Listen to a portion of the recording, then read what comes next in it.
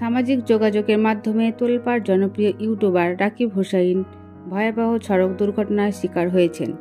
কেউ বলছেন তিনি মারাত্মকভাবে আহত, কেউ আবার দাবি করছেন তিনি আর নেই। আসল সত্যটা কি সবটাই জানাবো আজকের ভিডিওর মাধ্যমে। তার আগে আপনি যদি আমার চ্যানেলে নতুন হয়ে থাকেন, আমার চ্যানেলটি সাবস্ক্রাইব করে সঙ্গে থাকুন। ধন্যবাদ।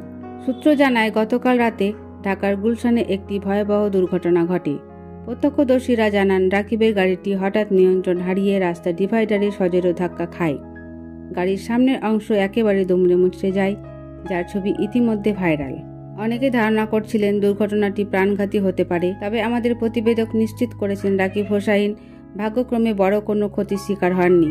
দুর্ঘটনার পরপরই তাকে হাসপাতালে নিয়ে যাওয়া হয় এবং চিকিৎসকরা জানান তার অবস্থা স্থিতিশীল। এদিকে রাকিবের ভক্তদের মধ্যে এখনও উদ্বেগ কাটেনি। অনেকে সোশ্যাল মিডিয়ায় নানা রকম গুজব ছড়াচ্ছেন, যা পরিস্থিতিকে আরও জটিল করে তুলছে।